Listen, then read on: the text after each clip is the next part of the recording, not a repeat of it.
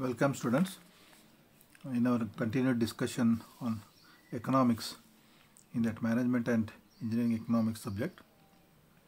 We are discussing module 3, and in module 3 we are discussing about the various types of compound interest problems, and we have seen 3 problems so far.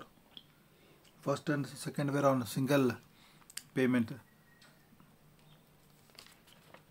and the third and fourth we discussed on uniform series, equal payment series compound amount, and now in this discussion we will see equal payment series sinking fund. As I had told you earlier also, so this is similar to the earlier one. Earlier what we discussed about equal series, equal payment, means equal payment, whatever we are making monthly or annually, that is payment is same, and what is the compound amount I am getting after some period of time at some rate of interest. But now here, this is the reverse of this. Suppose now I want to know that I want to get some money after say some time, say 5 years, 10 years, to get my daughter married or medical some education for her.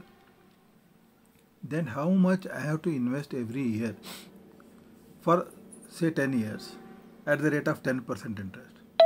So to find out this is called as equal payment series sinking fund. Okay.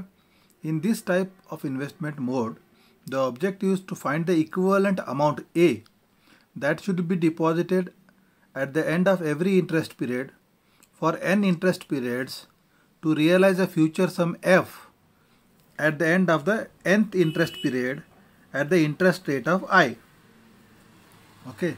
So when you read this, it looks complicated. Very simple. I told you I require some amount after some years at some rate of when the bank is giving me such interest rate. So how much I have to invest every year? Okay. So the corresponding cash flow diagram is shown here. So that F, I know what is the amount of F I want to get, and the N also I know after how many years I want to get that amount. Okay, I know the F, I know the N, and I also know the interest rate I. So I have to calculate A here. Okay. So A is the equal amount to be deposited at the end of each interest period, that is called equal payment. Seriously, I am paying in series.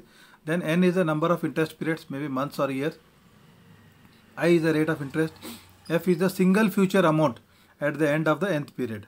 Here, even this third and fourth, we are talking about single amount in the future. And the formula is A is equal to F in 1 divided by 1 plus I raised to N minus 1, where A bar F, I, N is called the equal payment sinking factor. I think to understand this, very simple it is. You will take one problem and you will understand it better. A person estimates an expenditure of rupees 10 lakhs for his daughter's medical age from now. He plans to deposit an equal amount at the end of every year for the next 10 years at the rate of interest of 8% compounded annually. Find the equivalent amount that must be deposited at the end of every year for the next 8 years. Suppose a person wants to spend 10 lakhs for his daughter's education. So how much he has to invest? Equal amount he wants to invest every year, so that it is not a big amount. He can go on investing, and at the end of 10 years he can get 10 lakh rupees. So the formula is A is equal to F in bracket. This is the same formula what we have used earlier also.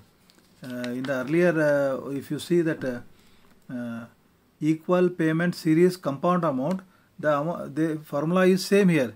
But only thing is, instead of in the earlier formula you calculated F, now we are calculating A here. Formula is same. Earlier problem we found out F, and here we are finding out A, which is the equal payment which I am making serially. So So A is equal to F in bracket I divided by 1 plus I raised to n minus 1. So substituting the value of F as 10 lakh rupees, I is interest rate 8%, that is 0.8.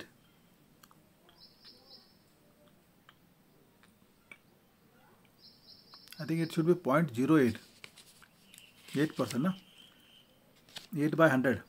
So it should be 0.08 divided by 1 plus 0.08 raised to 10 minus 1. So you get the amount as 2,24,000. Sorry.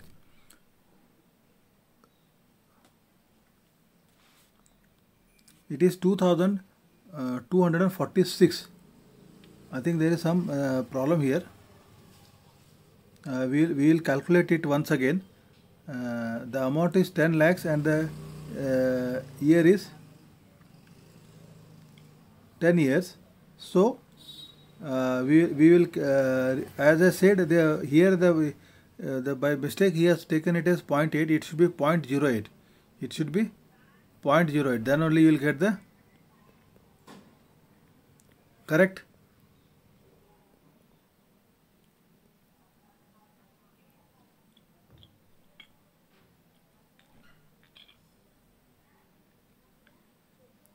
Okay, so you understood now.